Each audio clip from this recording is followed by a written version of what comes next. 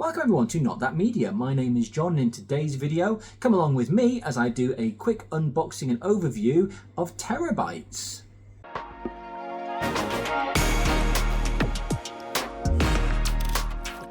If you're new to my channel and this is the first time that you have found one of my videos, firstly thank you. I have taken a brief pause after the birth of my first son, but I'm now back and hopefully we'll be doing a lot more content. There's lots of exciting things coming up, but what better way to start than with an unboxing of an item that I backed all the way in February 2024 from Creator VC. Now if you're unfamiliar with Creator VC, they are an organisation that have crowdfunded a number of horror and gaming documentaries. The jewel in the crown as far as I'm concerned, and I have done a video over the at the time of recording up-to-date ongoing series In Search of Darkness. That is a currently 5-part documentary which started with In Search of Darkness 1, 2 and 3, which covered all the way through the 80s, and currently part 4 is the most up-to-date In Search of Darkness 1991 to 1994, and that will be concluded towards the end of this year with In Search of Darkness 1995 to 1999. These are fantastic, epic documentaries. Now,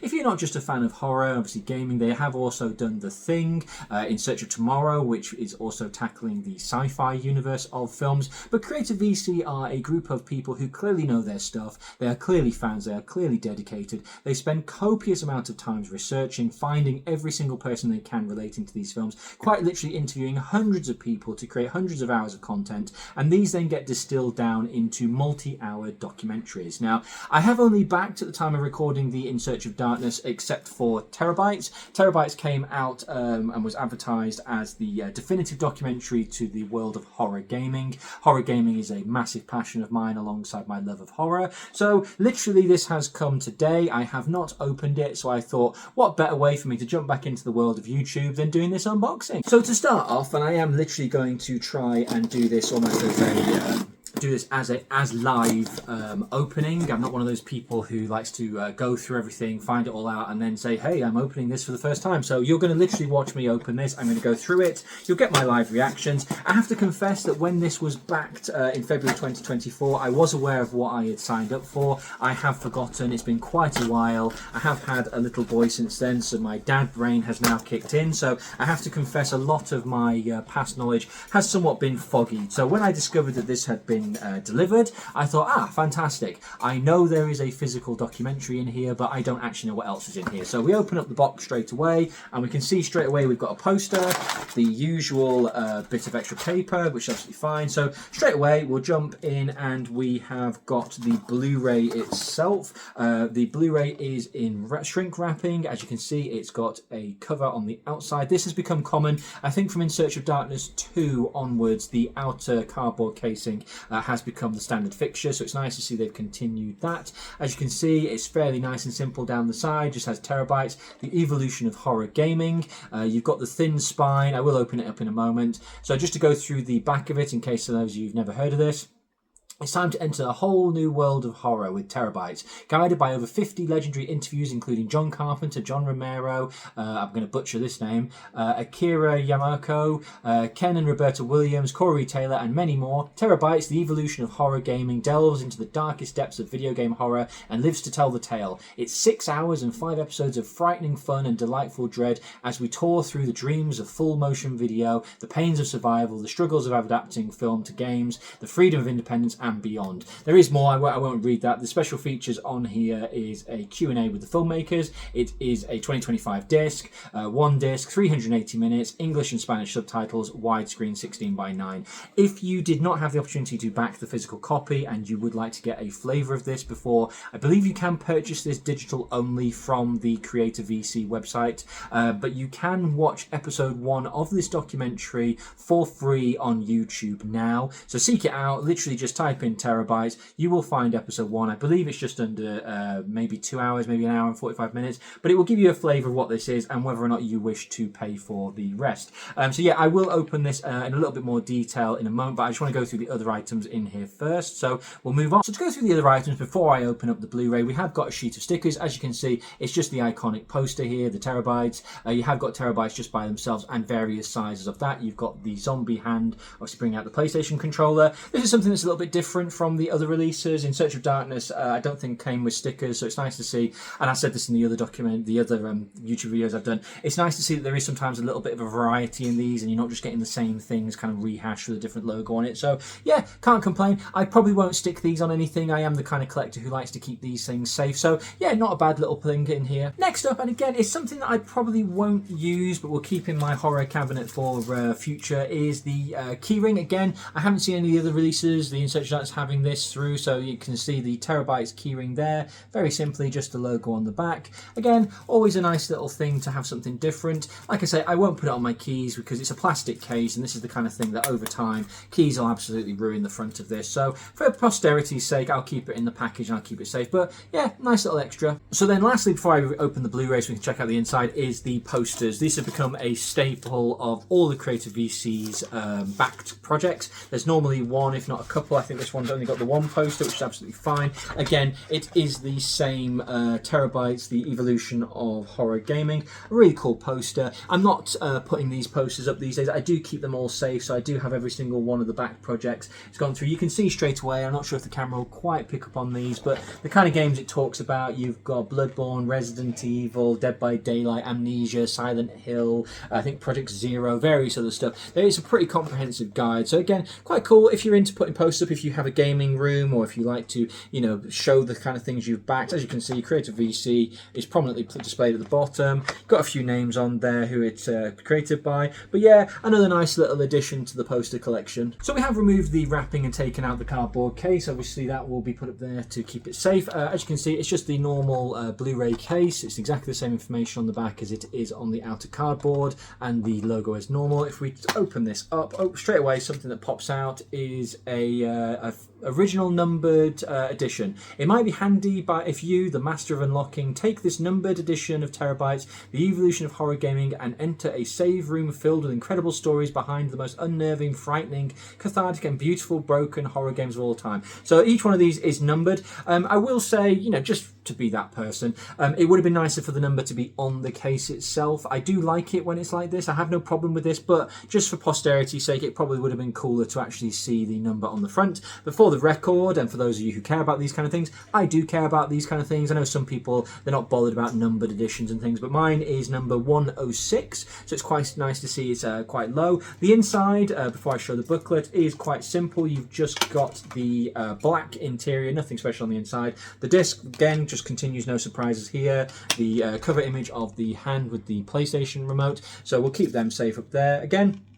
decent case, good quality cases. I do find with some of these things that they do kind of scrimp on the quality of the Blu-ray case, but certainly not here with these guys, which is really good. There's a booklet on the inside. Again, no surprises, the cover's the same. You've got a few testimonials on the back, so just to give you one, Alex Anil, writer of Itchy Tasty, Business Development, Limited Run Games. Horror is a vibe, it's a feeling. People feel horror, people feel fear, and you can feel fear in any genre of video game. So you open it up, you've got a table of content, some nice pictures, Corey Taylor, John Carpenter, and a few other people. The contents of the book show a joyful dread, a message from the writer and director, a safe place to scream, a message from producer, a dream realized, a message from executive producer Robin Block, dear future creatives, a message from the editor, additional messages, the keeper's diary, gotta play them all, games checklist, and contributor quote is on the back as mentioned. So flicking through it very quickly, it's again nice quality, nothing cheap. Obviously it feels, I mean, this is a real Blu-ray, but what I'm saying is like a retail Blu-ray. Sometimes when you back these projects you can feel the difference in the quality of the paper.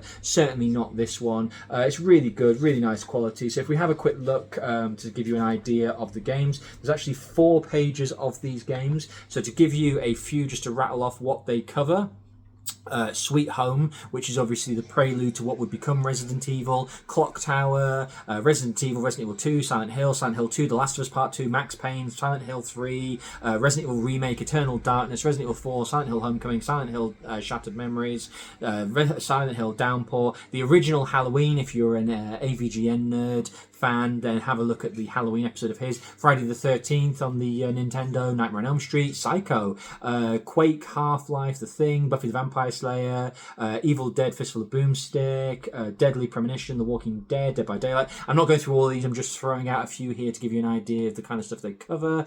Jurassic Park Aftermath VR, Night Trap, which is a game I've always wanted to play. It is on the PlayStation 5, I believe, at the time of recording, a HD upgrade of it. Phantasmagoria, Harvester, The 11th Hour, Until Dawn, of course, The Quarry, Bandersnatcher, The Scary Maze game, Ex Mortis, Amnesia, Outlast, of course, Puppet Combo games, and having a quick cover here, Five Nights at Freddy's, of course, why not Five Nights at Freddy's, Soma, Doom, of course. It surprised me that Doom wasn't up front. A game that I think is really unappreciated or underappreciated, and I think there's even a Netflix TV show about it, is Detention, and PT, of course, is mentioned here, and even Death Stranding. So there's a good, looking at the list here, you've got 5, 10, 15, 20, 5, 10, 15, 20, 45, and I'd say well over 90 games is covered in this.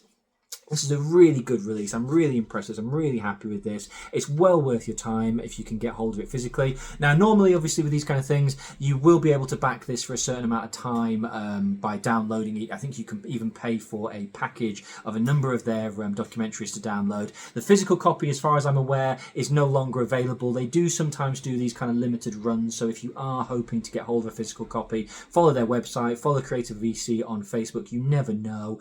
They are a company that once they finish one, they are on to the next one. I cannot think of a better way than to go down memory lane of the horror universe than a documentary like this. I was lucky enough, because I was a backer, to watch episode 2 before it was released to the public. I was very impressed. It's very in-depth. It's not just a documentary that just throws a load of clips at you and you get no new insight. It's a very candid interview. There's lots of people, not only the celebrities that I've mentioned, such as John Carpenter and Corey Taylor, but the game designers, the writers, the creators, actually understanding the influences that would go on to create these legendary horror games. This is the kind of documentary, if you like gaming, if you like horror, this is the one that you want. It's not just for horror fans, it's for gaming fans. I strongly recommend it. I'm really impressed with this. I have deliberately held off watching the rest of the documentaries because I wanted to, if I've backed it physically, I want to watch it physically. I am a physical collector. If you are aware of my channel, if you've been a long backer, firstly, thank you for following my channel. But if you are new here, I'm a very big participant in physical media, and I do think that if you are going to financially back a company that has a physical copy,